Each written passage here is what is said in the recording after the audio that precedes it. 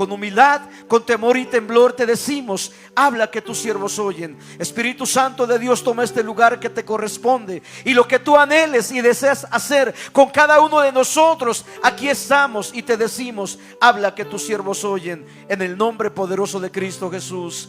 Amén. Te invito a que tomes tu Biblia, por favor, y me acompañes al Evangelio según San Mateo. Creo que hemos entendido que no solamente venimos a ver lo que aquí sucede a través de la transmisión, ¿verdad, hermanos? Hemos entendido que hemos venido a adorar ¿a quién? A Cristo Jesús, nuestro Dios, porque Él es digno, y porque la palabra misma nos habla y nos dice que fuimos creados para alabanza de su nombre. Evangelio según San Mateo, capítulo 24. Mientras usted llega a este libro y a este capítulo, quienes estuvieron siguiéndonos a través de la publicidad que Restauración de Vida Salem ha estado realizando a través de su página, mediante los medios virtuales, tienen en mente la temática que vamos a desarrollar en esta breve enseñanza. Y hoy vamos a hablar de un acontecimiento que está próximo a suceder. Y quiero tomar como base bíblica lo que enseña el Evangelio según San Mateo, su capítulo 24, versículo 3. Preste oído, iglesia, amigo, amiga, hermano que estás esta noche, y usted que nos está siguiendo por los medios digitales. Mateo 24:3 dice de la manera siguiente: y estando él, refiriéndose a Jesús, sentado en el monte de los olivos, los discípulos se le acercaron aparte diciendo: dinos. Y vea las tres preguntas que le hicieron a Jesús. Pregunta número 1, ¿qué dice? ¿Cuándo serán estas cosas? Pregunta número 2, ¿qué señal habrá de tu venida? Pregunta número 3, ¿qué señal habrá del fin del siglo? Tome su lugar, hermano. Gracias por darle reverencia a la palabra del Señor. Arriba del versículo 3 hay un título que nos contextualiza estos versos y dice: señales antes del fin. ¿Señales qué? Antes del fin. Les dije anteriormente que esta noche brevemente vamos a hablar de un acontecimiento que está próximo a suceder, que está próximo a acontecer. Ese acontecimiento la Biblia lo llama el arrebatamiento de la iglesia. Ese acontecimiento habla de que Cristo está pronto a regresar por su iglesia, que Él lavó y que Él compró con su sangre, que Él mismo derramó en la cruz del Calvario. Si hay algo que la Biblia nos enseña y que la iglesia tiene que tener como un conocimiento verídico y genuino, es que tú y yo no somos eternos en esta tierra. Cristo solamente por un poco de tiempo nos permite vivir en esta vida terrenal, en este planeta, pero sabemos que algún día vamos a partir. Y hoy no voy a hablarte acerca de la muerte, que es una de las maneras de encontrarnos en la eternidad con Cristo. Voy a hablarte de este suceso que la Biblia habla y que la Biblia llama arrebatamiento de la iglesia. Cristo viene, hermanos. Es un suceso que la iglesia está próximo a ser parte de, y que la misma sociedad verá que lo que la Biblia habla no es mentira. Muchos creen que la Biblia está llena de fábulas o de historias, e incluso algunos piensan que la Biblia es un libro de cuentos. Déjeme decirle que tú y yo que hemos aceptado a Cristo sabemos que la Biblia es la palabra de Dios. La Biblia es Dios hablándonos a través de ella. Y si la Biblia habla de que Cristo pronto va a regresar, es porque así va a suceder. Dice la palabra entonces que estando Jesús sentado con los discípulos se le acercan y le hacen tres preguntas. La primera le dicen: dinos, ¿cuándo serán estas cosas? Esa pregunta se refiere a cuándo el templo de Jerusalén sería destruido. Si usted lee unos versos atrás del versículo 3, dice que los discípulos le dijeron a Jesús: ¿ves este gran edificio? Refiriéndose al templo. Y Jesús le contesta y le dice a los discípulos: de cierto les digo que vendrá día que no quedará piedra sobre esta construcción. La palabra nos enseña, la historia nos dice que en el año 70 de nuestra era, a través del emperador romano llamado Tito, el templo de Jerusalén fue destruido. Se cumplió la primera pregunta. Viene la segunda pregunta, que es la que a nosotros nos compete: ¿qué señal habrá de tu venida? Porque la tercera pregunta dice: y del fin del siglo, es decir, cuando ya este planeta deje de existir. Así que lo que nos interesa no es qué va a suceder en el fin del siglo, sino qué señales Dios nos está enviando, y a través de esas señales nos está diciendo que Él ya pronto viene. Y vea cómo empieza, hermanos, del versículo 4 en adelante diciendo: miren que nadie los engañe, Porque dice, vendrán muchos en mi nombre diciendo, yo soy el Cristo. ¿Y qué dice? A muchos engañarán. Si hay algo que estamos viviendo últimamente, es que se están levantando falsos cristos. Y mucha gente está siguiendo a estos falsos cristos.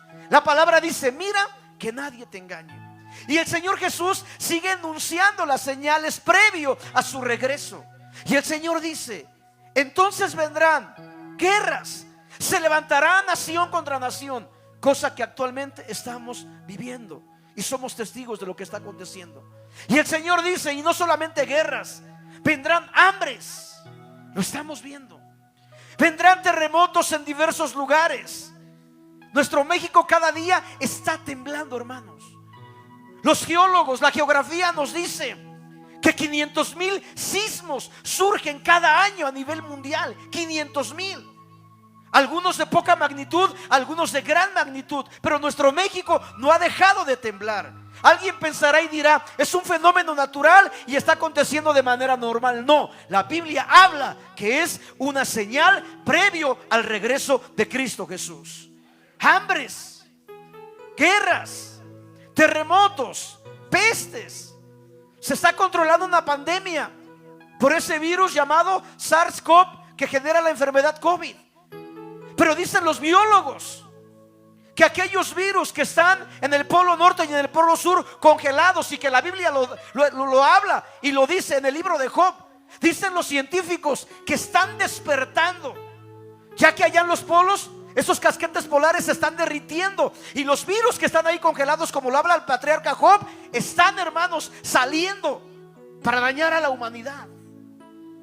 La Biblia no es cuento, la Biblia no es fábula, la Biblia no es leyenda, la Biblia es verdad. Jesucristo dijo, santifícalos en tu palabra, porque tu palabra es verdad. Y no solamente está hablando de las señales naturales, estamos viendo señales en el cielo. Mañana, para que usted esté atento, viene una luna de sangre más. Mañana tenemos eclipse lunar, y alguien se preguntará y dirá, es que esto es normal. No es normal. Metámonos a la palabra y preguntémosle a la Biblia qué explicación nos da. Y sabes, cuando le preguntamos a la Biblia, dice Dios en Génesis 1 que cuando creó la lumbrera mayor, refiriéndose al sol, y la lumbrera menor, refiriéndose a la luna, presta atención lo que dijo, y yo los pongo como señales. ¿Cómo qué? Como señales. Todo lo que acontezca en el sol y en la luna son señales que la iglesia tiene que comprender.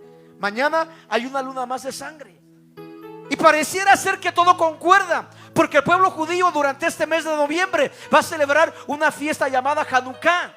Hoy no voy a hablarte en qué consiste esta fiesta, pero quiero decirte que cada que algo acontece en el cielo tiene que ver con la nación de Israel, y la nación de Israel es el reloj profético de Dios. Y todo lo que está aconteciendo en Israel está teniendo repercusiones en todas las naciones, pero también en la misma iglesia. ¿Y qué más dijo el Señor? Que la maldad se va a multiplicar. Segunda de Timoteo capítulo 3 dice que estamos viviendo tiempos peligrosos, donde se están levantando hombres, dice la Biblia, amadores de sí mismos, intemperantes, aborrecedores de lo bueno, amadores de lo malo. Fíjese cómo socialmente, hermanos, estamos viviendo. Eso tiene que provocar en nosotros un despertamiento de decir, Cristo viene, Cristo está a la puerta, necesito estar listo. Hay señales en la naturaleza, hay señales en los cielos, hay señales en la sociedad, pero sorpréndase, también hay señales en la vida espiritual. Jesucristo dijo que tendríamos que tener mucho cuidado dentro de nuestra vida espiritual, porque en estos postreros tiempos se levantarían falsos maestros, falsos profetas, que la misma palabra dice que si no tenemos cuidado, aún los escogidos pueden ser engañados. Pero no solamente eso, ¿sabe qué se está viendo hoy en la iglesia? La infiltración de lo que Dios llama apostasía. ¿Y qué quiere decir eso? Eso quiere decir que hoy en día este libro, que es la poderosa palabra de Dios, se ha dejado a un lado. Y hoy lo que está predominando en muchas congregaciones son los pensamientos de hombre y no el pensamiento de Dios. Y Dios nos advierte y nos dice: tengan cuidado. El apóstol Pablo, hablándole a su hijo espiritual llamado Timoteo, le dice: ten cuidado, porque en los postreros tiempos algunos apostatarán de la fe, escuchando doctrinas de error y doctrinas de demonios. Eso se llama apostasía. Hay señales en la naturaleza, hay señales en los cielos, hay señales en la tierra, hay señales en la sociedad, hay señales dentro de la iglesia, dentro de la vida espiritual. ¿Y todo eso a qué nos lleva? Escucha lo que dice Mateo capítulo 24, versículo 33. Así también vosotros, dice Dios, cuando veáis todas estas cosas, escuche, conoced que está cerca a las puertas. Cristo está cerca. Cristo viene.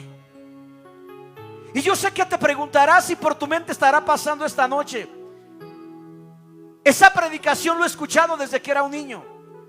Alguien dirá: desde que tenía uso de conocimiento, de razón, yo escuché que Cristo venía. Quizás lo escuchaste hace 10, 20, 30, 40 años o más. Y tal vez te estarás preguntando: ¿y por qué Cristo no ha venido? La respuesta es: Él no retarda su promesa. Él es paciente. Y si no ha venido, ¿sabes qué dice la palabra? Es porque Él no quiere que nadie se pierda, sino que todos procedamos, que dice la palabra, al arrepentimiento. Porque Dios ve la situación de la humanidad, porque Dios conoce la realidad de cómo estamos como iglesia. Y déjeme decirle algo, hermano: la iglesia no está cautivando el corazón de Dios como Dios lo añora. ¿Y por qué me atrevo a decirle eso? Porque la Biblia nos dice que, hermanos, estamos viviendo bajo el prototipo o la figura de la iglesia de la Odisea. Apocalipsis 3 habla de 7 iglesias. Cada iglesia, de Éfeso hasta la Odisea, viene a representar una etapa histórica y profética de la iglesia actual. Y sabe, nosotros, la iglesia del siglo XXI, la iglesia del tercer milenio, estamos como en los tiempos de la Odisea, donde creemos que estamos bien, donde creemos que no nos hace falta nada. Pero cuando Dios nos ve, nos dice: ojalá fueses frío o caliente. Pero Dios dice: te estoy viendo que eres tibio, y por cuanto eres tibio, ¿qué dice el Señor? Te vomitaré de mi boca. Porque tú dices: yo me he enriquecido y de ninguna cosa tengo necesidad. Sin embargo, dice Dios: yo te veo. 5 características de la iglesia actual. Sorpréndase: yo te veo pobre, te veo miserable, te veo desventurada, te veo ciega y te veo desnuda. Así es como Dios está viendo, no a la sociedad, así es como Dios está viendo a la iglesia. ¿Por qué? Porque la palabra dice que el amor de muchos en los postreros tiempos, ¿qué? Se enfriará. Hoy se ha perdido la pasión por la presencia de Dios. Hoy se ha perdido el deseo ardiente y ferviente por la presencia de Dios. Y por eso Dios tiene que hablarnos. Dios tiene que decirnos: iglesia, despierta. Iglesia, levántate. Iglesia, vuelve al primer amor. Iglesia, vuelve a mi corazón, porque yo estoy pronto para ir por ti. Pero tenemos que estar preparados, porque Cristo viene por una iglesia preparada. Mateo capítulo 25 habla de una parábola denominada las 10 vírgenes. Dice la palabra que 5 eran prudentes y 5 eran insensatas. Y para no cansarles, ¿sabes qué enseña la palabra? Que las prudentes estaban preparadas. Y cuando vino el esposo, que es Jesucristo, dice que las que estaban preparadas entraron con él a las bodas. En cambio, las insensatas, que no estaban preparadas, cuando quisieron hacer lo que no hicieron en el tiempo oportuno, la puerta se cerró. Y aunque clamaban y decían: ábrenos, la puerta ya estaba, ¿qué? Cerrada. Ahora, iglesia, presta mucha atención. Cuando el pastor David nos hizo la invitación para estar aquí con ustedes, y no lo digo por presunción, pero como siervos de Dios, tienes que meterte en intimidad con el Señor. Tienes que preguntarle a Dios cuál es la palabra que tú quieres proveer, o que Dios en mente tienes para darle a conocer a la iglesia. Y Dios te habla en esa intimidad y te dice: quiero que le hables a mi iglesia de este acontecimiento. Está tan cerca que yo sé que lo estás escuchando constantemente, y yo quiero relacionarlo con algo que está muy próximo dentro de lo futbolístico. Hoy usted se va a las redes sociales, prende la televisión o algún medio de información, Y solamente escucha que el mundial está a unos días. ¿Sabes por qué se está saturando mucho de ese acontecimiento deportivo? Porque ya está muy ¿qué? Cerca. ¿Sabes por qué se está hablando mucho de que Cristo viene? Porque Cristo ya está cerca. Porque Cristo viene. Ahora, hermano, si sabemos a través de la palabra, si a través de los siervos de Dios Él nos está hablando y nos está diciendo que tenemos que alistarnos, porque este glorioso suceso muy pronto va a suceder, quisiera que brevemente analizáramos algunos aspectos con relación al regreso de Cristo. Y fíjate, lo primero que quiero que tú y yo tengamos en mente es lo que enseña el versículo 36. Estoy en Mateo 24, no me he movido de ahí. Pero del día y la hora, dice, nadie sabe, ni aun los ángeles de los cielos, sino solo ¿quién? Mi Padre. Como siervos de Dios no podemos determinar ninguna fecha porque la Biblia lo prohíbe, pero las señales que estamos viendo nos están anunciando. Y qué bueno, escuche lo que le voy a decir. Y qué bueno que Dios no nos da fecha para su regreso, porque Dios, conociendo nuestro corazón, póngase a pensar en eso, iglesia. Si Dios dijera, es un ejemplo, no está en la Biblia, es un ejemplo para ilustrar la enseñanza. Si Dios dijera, voy a arrebatar a mi iglesia en el año 2023, mes de noviembre, ¿qué haríamos muchos? Todavía falta. ¿Para qué me preocupo? Voy a vivir a mi criterio, voy a vivir a mi manera. Y ya estando cerca de ese mes, ahora sí, me voy a consagrar a Dios y le voy a echar todas las ganas. Muchos haríamos eso, sí o no. Pero déjeme decirle algo. El Señor dice que nadie sabe la fecha, nadie sabe el día, nadie sabe la hora, pero en cambio nos están enviando señales para decirnos que Él ya que viene. Y fíjate este primer aspecto del que quiero hablarte, hermano. Vamos al versículo 44, Mateo 24, 44. Dice, por tanto, también vosotros estad preparados. ¿Cómo tenemos que estar? Preparados. Escucha el primer aspecto del retorno de Cristo. Porque el Hijo del Hombre vendrá a la hora que no pensáis. Cristo viene, pero vendrá en el momento en que menos lo tengamos. ¿En dónde? En nuestra mente. Seamos sinceros. ¿Quién se levantó esta mañana pensando que hoy Cristo vendría a tomar a la iglesia? Muchos nos levantamos pensando en el trabajo. Muchos nos levantamos pensando en nuestros sueños, en nuestros propósitos, en las metas que nos hemos establecido.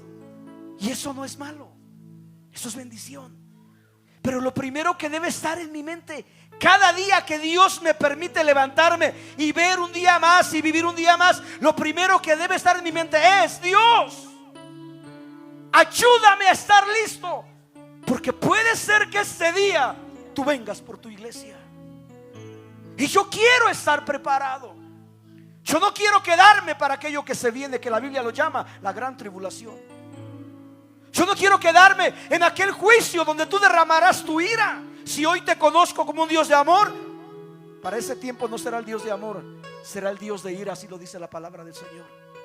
Entonces Dios dice: prepárate, porque Cristo vendrá por la iglesia cuando no lo estés ¿qué? Pensando. Cuando menos te lo imagines, cuando menos creas que el Señor va a regresar, es cuando el Señor vendrá y tomará a su iglesia y tomará a su pueblo. ¿Cuál es el consejo que Dios te da en este primer aspecto? Todos los días levántate teniendo en mente que puede ser el último día que Dios te está dando en esta tierra. Levántate pensando y teniendo en mente que ese día puede surgir ese glorioso acontecimiento. ¿Cuántos bendicen al Señor? ¿Y qué pasa para aquellos que se levantan y no tienen en mente que Cristo puede venir ese día? Versículo 48, vamos por favor, dice: pero si aquel siervo malo dijera en su corazón, ¿qué diría, hermanos? Mi Señor tarda en venir, porque muchos tal vez tienen ese pensamiento. No. Como que aquí el hermano Miquel le está echando mucha crema a sus tacos. Así como que, pues ya lo escuché hace 40 años y no ha venido. Déjame decirte algo. Puede ser la última predicación que estés escuchando, Puede ser la última asistencia a una transmisión, porque el Señor puede venir esta noche. No lo sabemos, solo Él lo sabe. Pero si alguien dice: mi Señor tarda en venir, y comenzare a golpear a sus consiervos, y aún a comer y a beber, a darle rienda suelta a su vida con los borrachos. Vea que dice el 50: vendrá el Señor de aquel siervo el día que éste no espera y a la hora que no sabe, y lo castigará duramente y pondrá su parte con los hipócritas. Allí será el lloro y el crujir de dientes.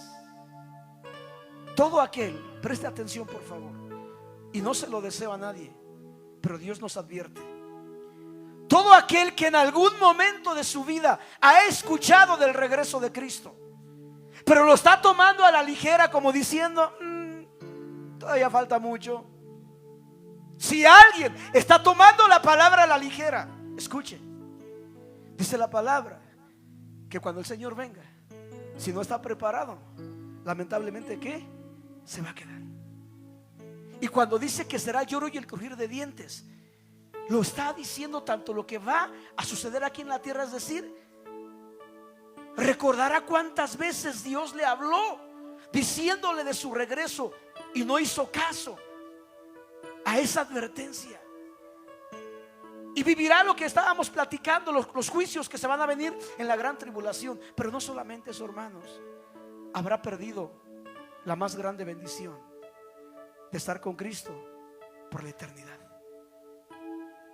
Dice entonces el Señor: prepárate, porque yo voy a ir cuando menos lo estés, ¿qué? Pensando. Pero no solamente eso, acompáñame al Evangelio de Marcos, por favor. Evangelio de Marcos, capítulo 13. Vamos por favor a Marcos capítulo 13. Voy a dar lectura del versículo 33 en adelante. Marcos capítulo 13 verso 33 dice: mirad, velen y oren, porque no sabéis cuándo será el tiempo. Y nos da una analogía, una comparación. Dice: es como el hombre que yéndose lejos dejó su casa y dio autoridad a sus siervos y a cada uno su obra, y al portero mandó que velase. 35, Dios nos dice nuevamente: velen pues, porque no sabéis cuándo vendrá el Señor. Puede venir al anochecer, puede venir a la medianoche, puede venir al canto del gallo, puede venir a la mañana. Pero vea cómo termina el 36. Dice: para que cuando venga de repente. ¿Cómo vendrá el Señor? De repente. Vendrá cuando menos lo estemos pensando. Segundo aspecto: su venida será repentina. Es decir, no te va a decir cuándo, pero te está dando las señales de que ya viene. Y vea cómo el Señor te dice: yo puedo tomarlos en la mañana, puedo tomarlos durante la tarde, puedo tomarlos durante la noche, puedo tomarlos en la madrugada, en las primeras horas de la mañana al canto del gallo. Pero algo cierto: el Señor vendrá. Y cuando Dios dice que su venida será repentina, está hablando de que Él no te va a avisar. Vuelvo a decirles, hermanos, si hasta hoy en día el Señor aún no ha regresado, escucha, es por el gran amor que nos tiene. Es porque Él desea que nos volvamos a su corazón. Es porque quizá muchos de nosotros espiritualmente nos hemos enfriado. Es porque quizá muchos de nosotros Dios está viendo que lo hemos hecho a un lado, que quizá ya Dios no es nuestra prioridad. Y entonces Dios nos habla porque nos ama tanto. Él quiere que nos volvamos a Él. Y Él nos está diciendo: yo iré de manera repentina, no te voy a avisar. Pero las señales que te estoy enviando están anunciando esto. Y ahora escucha por favor, porque prometí no cansarles. Cristo viene por una iglesia, ¿sabes cómo lo llama la Biblia? Santa. Una iglesia sin mancha y sin arruga. Con tu Biblia en mano, por favor, acompáñame a Efesios capítulo 5. Y vea lo que dice Efesios capítulo 5, por favor. Efesios capítulo 5. Voy a leer el versículo 25 al 27. Hay una analogía que Dios hace en esa relación de matrimonio de esposo y esposa, como Cristo para con la iglesia. Dice el verso 25: maridos, amen a vuestras mujeres, así como Cristo amó a la iglesia y se entregó a sí misma por ella. ¿Qué quiere decir? Que Cristo pagó el precio por nuestra salvación. ¿Cuántos dicen amén? Pero después dice el 26: para santificarla. Dios a través de su sangre vino a santificarnos, habiéndonos, dice, purificados en el lavamiento del agua por la palabra. ¿Cuántos dan gloria al Señor? A fin de presentársela a sí mismo, escuche, una iglesia gloriosa, que no tuviese mancha ni arruga. Cristo viene por una iglesia sin mancha y sin arruga, ni cosa semejante, sino que fuese santa y sin mancha. Estamos hablando de que Él ya viene, que vendrá cuando menos esté en nuestra mente ese suceso, que vendrá de forma repentina. Él no nos va a avisar cuándo, pero las señales nos están anunciando. Pero ahora viene aquí lo interesante: Cristo viene por una iglesia santa. Cristo viene por una iglesia sin mancha y sin arruga. Oremos, porque los que estamos aquí y los que nos están viendo, nadie se vaya a quedar. De verdad, oremos, porque si alguien que está escuchando este mensaje, cuando Cristo venga, se va a quedar, va a recordar este mensaje como tal vez jamás lo ha recordado, porque por su mente y su corazón pasará: Dios me habló. Porque por su mente y corazón dirá: Dios me advirtió, Dios me dijo. ¿Qué tipo de iglesia es la que él estaba buscando? ¿Por qué no lo escuché? ¿Por qué tomé en poco la palabra? Pero será demasiado tarde. La palabra dice que Cristo viene por una iglesia santa. Hebreos 12:14 dice que sin santidad, escúchelo, iglesia, sin santidad, que dice, nadie verá al Señor. Todos quieren ver a Dios, todos desean estar en la eternidad con Dios, pero no todos quieren acatar lo que la palabra del Señor enseña. Y cuando hablamos de santidad, lo hemos predicado en otras participaciones, hablamos de que tú y yo ya hemos sido apartados para Cristo Jesús, de que tú y yo ya no le pertenecemos al mundo. Cuando Jesús oró por sus discípulos, usted lo puede corroborar en casa, San Juan capítulo 15. Cuando Jesús está orando por sus discípulos, le dice al Padre: Padre, no te pido que los quites del mundo, sino que los guardes de todo mal. Padre, ellos no son del mundo, como tampoco yo soy del mundo. En palabras sencillas, vivimos en el mundo, pero no somos de este mundo.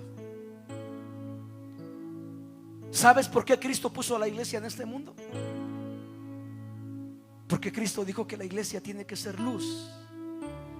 Porque Cristo dijo que la iglesia tiene que ser la sal. Pero mira, hermano, lo que hoy estamos viviendo, la iglesia ya no está marcando la diferencia. Tú sales allá afuera y ya no puedes identificar, ya no puedes distinguir quién es un hijo de Dios y quién no lo es. Porque lejos de que la iglesia esté ganando al mundo, ¿qué cree que está pasando? El mundo está ganando a la iglesia.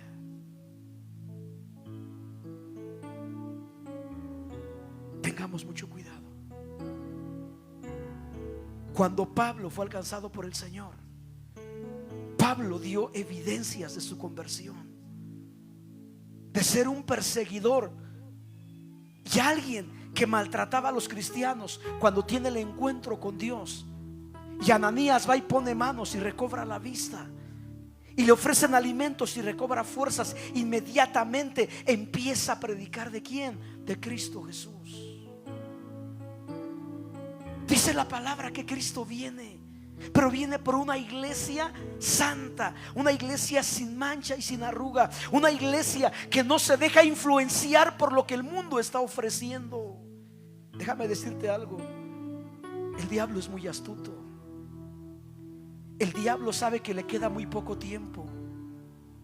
El diablo no quiere estar solo en el lago de fuego. Tú y yo somos blanco del enemigo. Y lo que más el enemigo está buscando es que tú y yo descuidemos nuestra salvación y eternamente estemos perdidos. Pero Cristo pone y provee todos los medios, como esta noche, para llegar a tu corazón y para hablarte.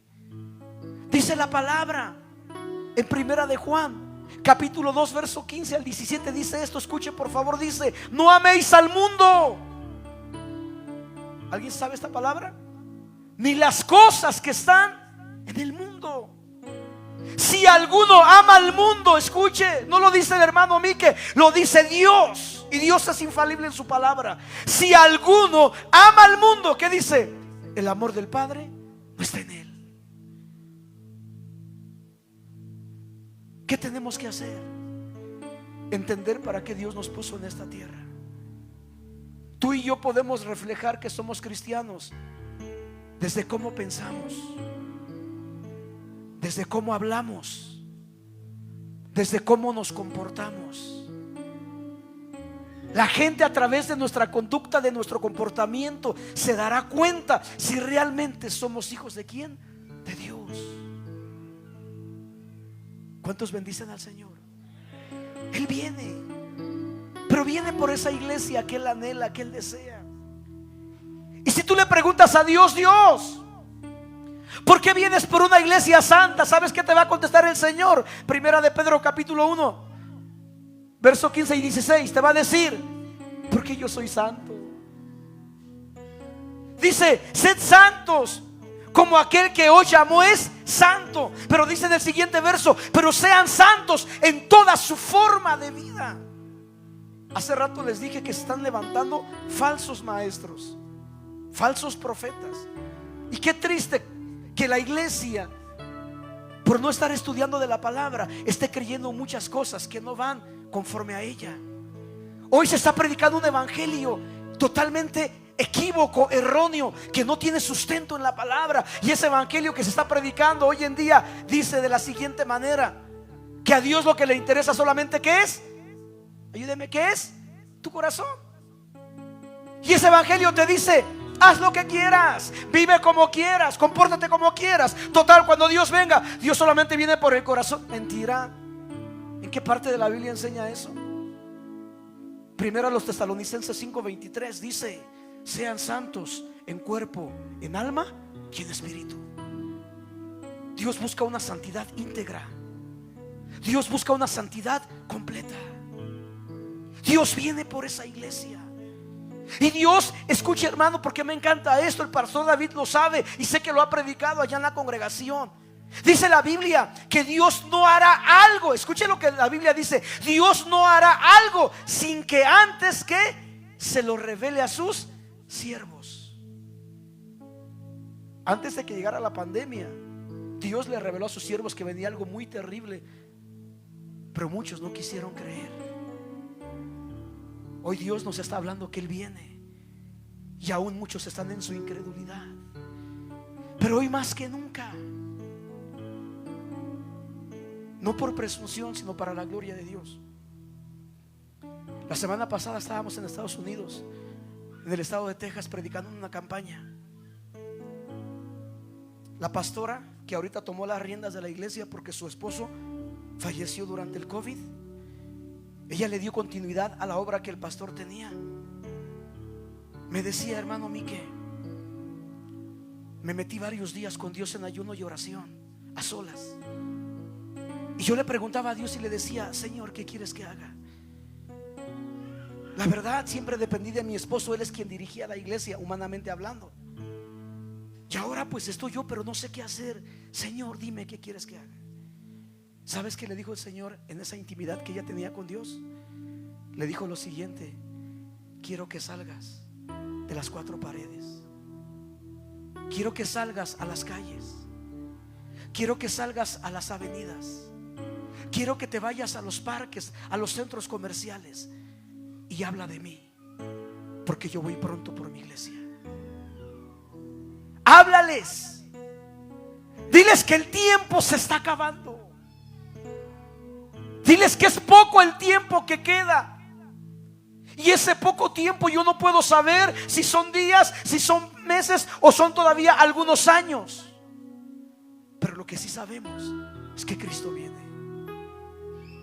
Pero Él nos está diciendo esta noche: valoren lo que yo hice por ustedes en la cruz del Calvario. Cristo vio que Miqueas, que el hermano David y todos los presentes nos perdíamos, porque Él es omnisciente, todo lo sabe, lo ve y lo conoce.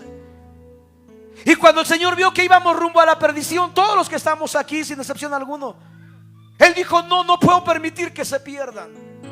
Y entonces la palabra dice que dejó su trono, vino a la tierra, nació, se encarnó, se hizo hombre. ¿Y qué hizo después? Tomó nuestro lugar. ¿En dónde? En la cruz del Calvario. Derramó su sangre por amor a ti, por amor a mí. No lo merecía. Si Él quisiera, hubiera dejado que estuviésemos perdidos eternamente. La Biblia habla de que allá en los cielos hay millares de seres celestiales que nunca se cansan de adorarle. Pero por el gran amor que nos tiene, vino y entregó su vida por nosotros. Pero ahora lo que Él está esperando de ti y de mí es que seamos esa iglesia que Él está buscando. Que seamos esa iglesia que Él está añorando. Que seamos esa iglesia que Él está deseando con todo su corazón. Hace rato preguntó el hermano Saulo: ¿qué ministerio está ejerciendo Cristo Jesús a la diestra del Padre? La intercesión. ¿Y sabes por qué está intercediendo? Porque tú y yo no estamos viviendo bien. Porque tú y yo no estamos bien. Y entonces cuando Jesús ve que el hermano Mike está mal, ¿qué hace Jesús? Padre, perdónalo, apiádate de él, ten misericordia, dame un poco más de tiempo con él, permíteme tratarlo, haré que su corazón vuelva a tu corazón. Y ahí está Jesús intercediendo. Pero llevemos esto en mente, que Cristo viene por una iglesia santa, sin mancha y sin arruga. Y otra cosa, hermanos, y con esto cierro: empecemos a ocuparnos, pero así, miren, de corazón y en una veracidad, porque pronto nos encontremos con Cristo. Cuando le preguntamos a la Biblia cuántos se van a salvar, escúchelo. Si usted le pregunta al hermano Mike, el hermano Mike es humano y se puede equivocar.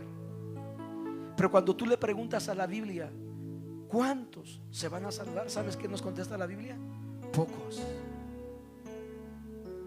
Ancha es la puerta que lleva a la perdición, y muchos entran por ella. Angosta es la puerta que lleva a la vida, y pocos son los que la hallan. ¿Cuántos se van a salvar? Pocos. ¿Usted no cree que a Dios le duele tanto porque Él sabe que son pocos los que se van a salvar?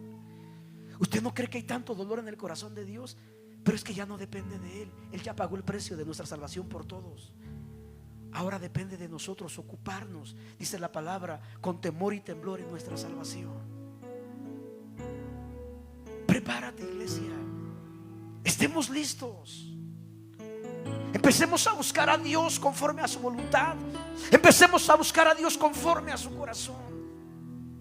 Y cuando nos encontremos con Cristo, será la más grande bendición que tú y yo jamás nos hemos imaginado. Porque entonces tendrás el honor de escuchar de la misma boca del Rey de Reyes y Señor de Señores, llamado Jesucristo: bien, buen siervo, en lo poco fuiste fiel, en lo mucho te pondré, entra en el gozo de tu Señor. Pero qué triste de aquel que no toma en serio la vida espiritual y que solamente escucha esta palabra que está en la Biblia: apártate de mí, maldito, no te conozco. Eso no lo digo yo, eso lo dice la Biblia. Dios nos ama tanto que Él no quiere que nadie se pierda. Vuelvo a repetirte, pero Él desea que tú y yo nos acerquemos a Él con un corazón contrito y humillado.